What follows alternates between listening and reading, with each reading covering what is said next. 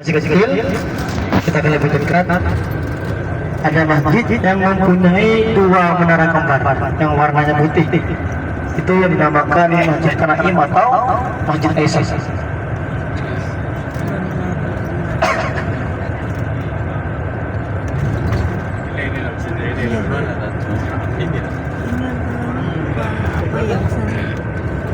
Arah 11 jam 11. Nah ini. Oh ini. Atas satu.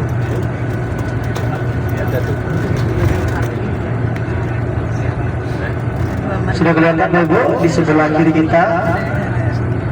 Ini yang mempunyai dua menara kembar, yang atas lampunya kuning.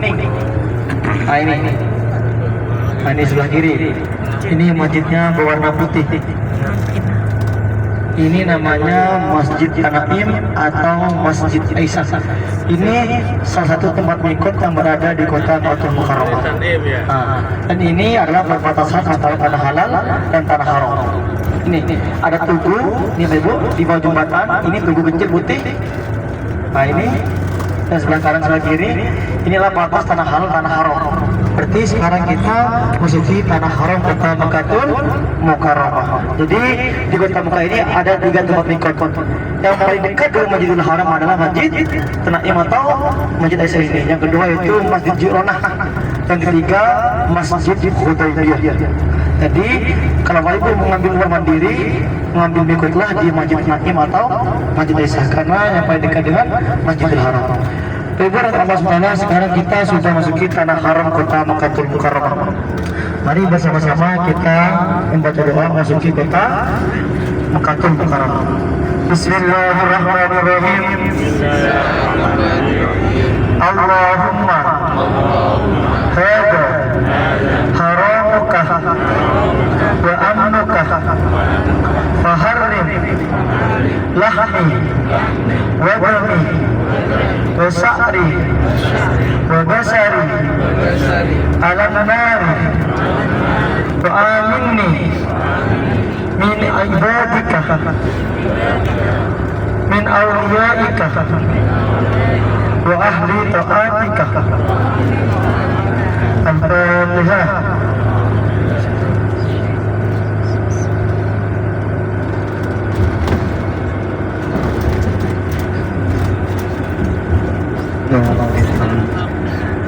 Ibu dan Allah Subhanahu wa taala, kenapa Masjid Tanaim tersebut dinamakan Masjid Aisyah? Jadi itu penampungannya namanya Tanaim, tapi dinamakan Masjid Aisyah. Jadi Bapak Allah Taala sejarahnya itu pada tahun 10 Hijriah Rasulullah bersama sahabat sebanyak 100.000 lebih itu dari kota Madinah menuju ke kota Makkatul Mukarramah untuk melaksanakan haji yang dinamakan Hajjatul Wada atau haji perpisahan Rasulullah SAW, dan juga diikuti istri Rasulullah Siti Aisyah dan juga anaknya Fatimatus Zahra. Dan sesampainya di kota Makkatul Mukarramah, Rasulullah melaksanakan haji tamattu. Jadi haji itu ada 3 dulu. Yang pertama haji ifrad, haji kirun, haji tamattu. Kalau kita melaksanakan haji ifrad itu berarti kita di bulan haji hanya melaksanakan ibadah haji, tidak membayar dam. Tapi kalau kita melaksanakan haji kirun itu melaksanakan haji dan umrah secara bersamaan, tapi membayar dam. Kalau haji tamattu itu awalnya melaksanakan ibadah umrah, setelah itu melaksanakan ibadah haji, tapi tetap membayar dam. Dan Rasulullah sampainya di kota Makkatul Mukarramah, Rasulullah melaksanakan haji tamattu, melaksanakan umrah dulu, setelah itu melaksanakan ibadah haji. Dimana ketika Rasulullah bersama sahabat ingin melaksanakan ibadah umrah ke kota Makkatul Mukarramah, ke Baitullah, itu Siti Aisyah Ummul Mukminin mengalami kendala, itu datang bulan. Jadi Siti Aisyah tidak bisa ikut umrah bersama Rasulullah bersama sahabat ke kota Makkatul Mukarramah. Dan ketika itu Rasulullah, karena Siti Aisyah tidak bisa ikut, Rasulullah bersama sahabat membuatkan kubu yang kecil untuk ditempati Siti Aisyah, tepatnya di perkampungan Tanaim. tempatnya di perkampungan Tanaim. Jadi Siti Aisyah beristirahat di tempat tersebut. Dan Rasulullah bersama sahabat lainnya itu melaksanakan ibadah umrah ke kota Makkatul Mukarramah. Setelah Rasulullah selesai melaksanakan ibadah umrah, masuklah bulan haji. Rasulullah melaksanakan ibadah haji bersama Siti Aisyah dan juga Siti Fatimah dan sahabat yang lainnya. Ketika Rasulullah selesai melaksanakan ibadah haji, ingin pulang ke kota Madinatul Munawwarah, Siti Aisyah mengadu Rasulullah, "Ya Rasulullah, aku juga ingin mendapatkan 2 pahala seperti para sahabat yang lainnya." Karena Siti Aisyah hanya mendapatkan 1 pahala, yaitu pahala haji. Karena Siti Aisyah tidak bisa ikut melaksanakan ibadah umrah. Dan setelah itu Siti Aisyah mengadu ke Rasulullah ingin juga mendapatkan 2 pahala, itu pahala haji dan juga pahala umrah. Setelah izin kepada Rasulullah, pamit kepada Rasulullah, akhirnya diberi izin oleh Rasulullah untuk melaksanakan ibadah umrah. Dan pada waktu itu Rasulullah memerintahkan Siti Aisyah untuk mengambil mikot di gubuk kecil yang dibuat oleh Rasulullah dan juga para sahabat, itu tempatnya di perkampungan Tanaim. Jadi Rasulullah memerintahkan agar Siti Aisyah mengambil mikot di tempat yang dia tempati, yaitu di gubuk kecil namanya perkampungan Tanaim. Ambil mikotlah Siti Aisyah di tempat tersebut. Setelah itu melaksanakan ibadah umrah bersama saudaranya yang bernama Abdullah bin Abu Bakar ke kota Makkatul Mukarramah. Jadi orang yang pertama kali mengambil mikot di perkampungan Tanaim tersebut di gubuk kecil adalah Siti Aisyah. Makanya dibawalah masjid yang sekarang dinamakan Masjid Aisyah. Nama kampungnya Tanaim, nama masjidnya Masjid Aisyah, karena disitulah pertama kali Siti Aisyah mengambil mikot di tempat tersebut. Itulah sejarah dari Masjid Aisyah atau Masjid Tanaim. Alhamdulillah, berkat Allah Subhanahu, sekarang kita sudah sampai di kota Makkatul Mukarramah, kota dimulakan oleh Allah Subhanahu wa taala sejak menciptakan langit dan bumi. Dan kota Makkah ini adalah tempat kota kelahiran baginda Nabi besar Muhammad sallallahu alaihi wasallam, di mana kota ini adalah kota yang sangat tandus, tidak ada mata air, tidak ada tumbuhan, tidak ada bangunan, hanya berbintang. Di mana sebelum Nabi Ibrahim alaihissalam meletakkan Nabi Ismail dan juga Siti Hajar di kota Makkah hanya tanah yang tandus. Dan setelah Nabi Ibrahim meletakkan Nabi Ismail dan Siti Hajar di dekat ke Baitullah, di dekat Ka'bah, tapi masih belum berbentuk Ka'bah, hanya berbentuk fondasi. Itu Nabi Ibrahim meletakkan Nabi Ismail juga Siti Hajar di tempat dekat Baitullah. Ditinggalkanlah Nabi Ismail dan juga Siti Hajar. Dan yang mana ketika itu Nabi Ibrahim pulang lagi ke Palestina, di mana pada waktu itu Nabi Ismail selalu menangis karena dalam kekeringan, ASI tidak keluar. Siti Hajar bolak-balik mencari air dari Safa ke Marwah, tidak terhitung sudah 7 kali. Dan ketika itu Nabi Ibrahim memikirkan anaknya Nabi Ismail juga Siti Hajar. Dan pada waktu itu Nabi Ibrahim berdoa kepada Allah Subhanahu wa taala agar orang-orang dicondongkan ke Nabi Ismail atau ke Baitullah, agar orang-orang mengunjungi Baitullah, agar bisa melihat ke Nabi Ismail, agar hati sebagian manusia itu condong ke Nabi Ismail juga ke Baitullah. Dan juga Nabi Ibrahim berdoa kepada Allah SWT agar Nabi Ismail juga penduduk kota Mekah diberi rezeki berupa buah-buahan. Semoga mereka bersyukur, kata Nabi Ibrahim alaihi wasallam. Dan juga Nabi Ibrahim berdoa kepada Allah SWT agar para siapa yang tinggal di kota Mekah diberi keamanan. Jadi dari Nabi Ibrahim itu agar kota Mekah menjadi kota yang aman, kota yang tentram. Jadi para siapa tinggal di kota Mekah insya Allah diberi ketentraman oleh Allah Subhanahu wa taala. Karena doanya Nabi Ibrahim tersebut diijabah oleh Allah Subhanahu wa taala. Dan juga doa yang terakhir adalah Nabi Ibrahim berdoa kepada Allah Subhanahu wa taala agar diberi keturunan seorang nabi rasul yang lahir di dekat Baitullah, yaitu lahirlah Nabi Muhammad sallallahu alaihi wasallam, karena tidak ada nabi yang lahir di dekat Baitullah kecuali Nabi Muhammad sallallahu alaihi wasallam. Di mana ketika Nabi Ismail ditinggalkan di dekat Baitullah, ketika Siti Hajar mencari air sampai 7 kali bolak-balik, ketika Nabi Ismail kakinya bergerak, keluarlah mata air yang dinamakan sekarang namanya Zamzam, sumur yang tidak pernah kering. Itu keluarlah air Zam-Zam, di mana awalnya Siti Hajar sudah tidak yakin bisa menikah kehidupan ganda. Setelah keluar air Zam-Zam, Siti Hajar sudah mendapatkan ketenangan hatinya, itu masih memikirkan tentang kehidupan. Akhirnya setelah itu setelah doanya dijawab, dijawab oleh Allah Taala, akhirnya banyak orang-orang yang mengunjungi Nabi Ismail karena di situ ada sumber, namanya sumber air Zam-Zam yang sampai sekarang tidak pernah keringnya. Itulah sejarah dari Safa, jalan dari Safa dan juga Marwah. Sampai 7 kali karena Siti Hajar bolak-balik 7 kali mencari sumber air, yang dimana setelah tersebut muncul di bawah kakinya Nabi Ismail alaihissalam. Dan benar Allah Subhanahu wa taala selamat datang di kota Baitul Mukarramah ini, kota yang penuh kemuliaan. Di mana di kota ini ada satu masjid namanya Masjidil Haram, dan di dalamnya ada Baitullah Qiblatus Shalah, di mana dia mempunyai keutamaan wa salatu fil Masjidil Haram afdalu min mi'a alfi salatin fi ma siwa. Itu barang siapa yang satu kali salat di Haram akan mendapatkan 100.000 pahala. Di mana kalau kita satu kali salat di Masjid Nabawi mendapatkan 1.000 pahala, tapi kalau kita satu kali salat di Masjidil Haram akan mendapatkan 100.000 pahala. Bayangkan Ibu, sungguh luar biasa pahala kita dapatkan, hikmat yang kita dapatkan dari Allah SWT. 100.000. Kita kalau sholat di Indonesia berjemaah di masjid itu sebenarnya 27, tapi kalau kita sholat berjemaah di Masjidil Haram akan mendapatkan 100.000 pahala.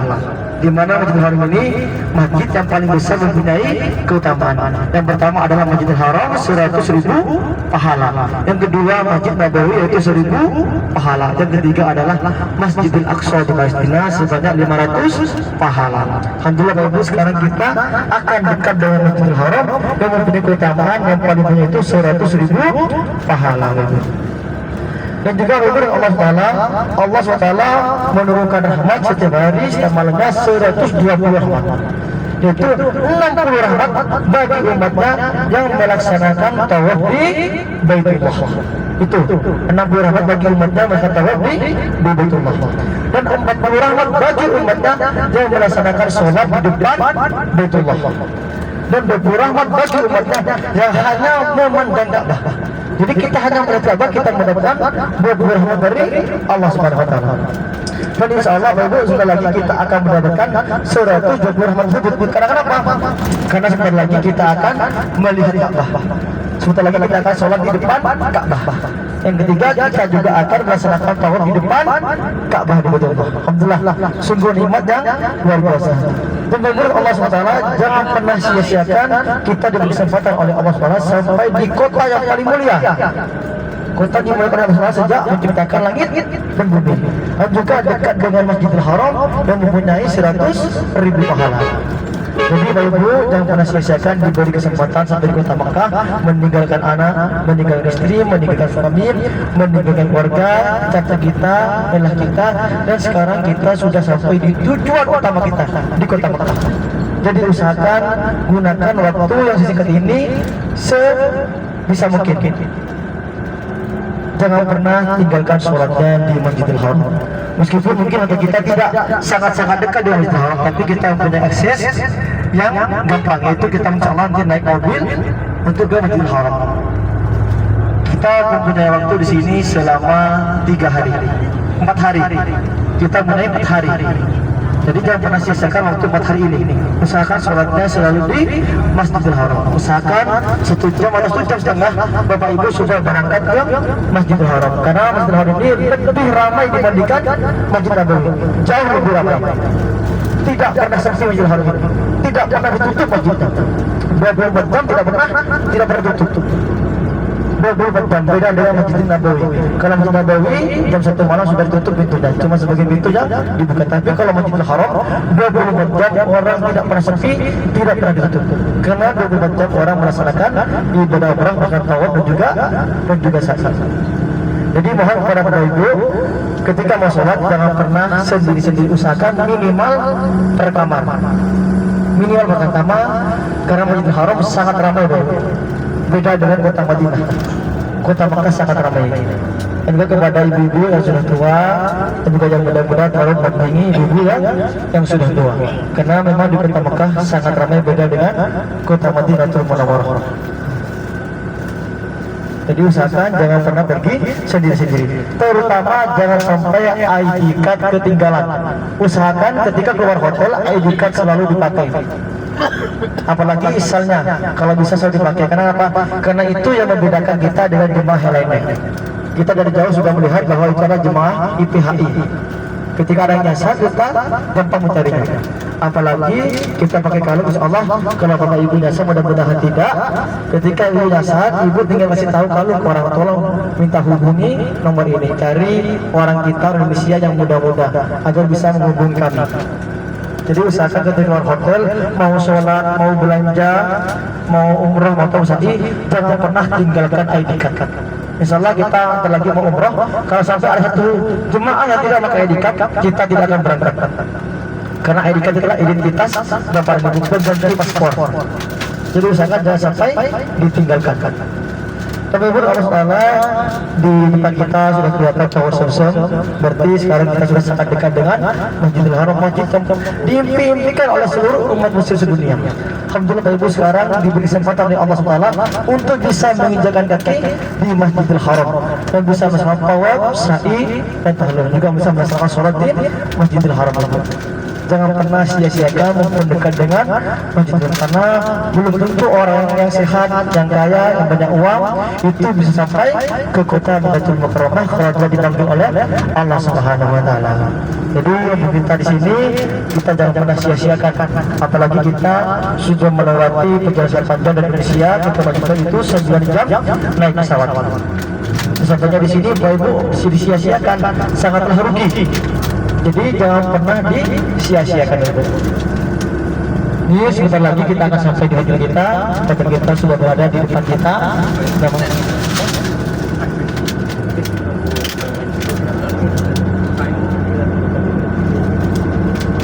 Jadi nama hotel kita namanya Al-Walayan Palace. Nah, itu di depan kita, hotelnya jelas sangat besar, bagus. Cuma karena memang jaraknya agak terlalu jauh, tapi kita ada akses pakai mobil, pakai bis. Itu ketika turun sudah dekat dengan Masjidil Haram. Cuma kita aksesnya pakai bis, tidak jalan kaki. Alhamdulillah juga nyaman, insyaallah kalau kita bersama-sama dibayarkan, insyaallah tidak akan terasa meskipun kita naik bis.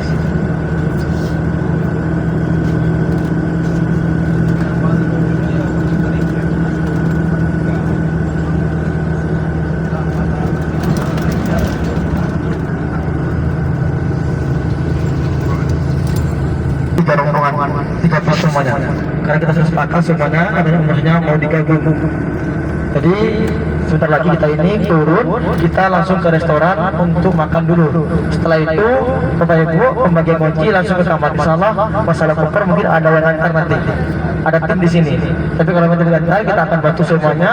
Kita rombongan 3 ini lantainya lantai 3 dan lantai 9. Roomnya sudah ada, tinggal kita makan dulu. Setelah itu pembagian kunci.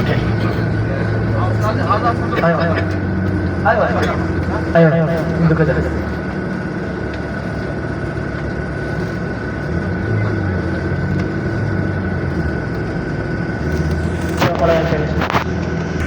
Tempat restorannya adalah lantai RI. RI. RI apa ya? Pada RI. Para ibu tolong barang-barangnya dipegang semua sebelum kita turun, dan terburu-buru semua barang-barangnya dipegang. Setelah selesai baru kita turun. Jangan sampai ada barang yang ketinggalan, karena ini di malam hari, apalagi bisnya pasti tidak akan kembali kalau cuma barang-barang kecil. Jadi kita ini ke Masjidil Haram naik bis yang biru ini yang hijau. Nah, kita naik bis yang hijau.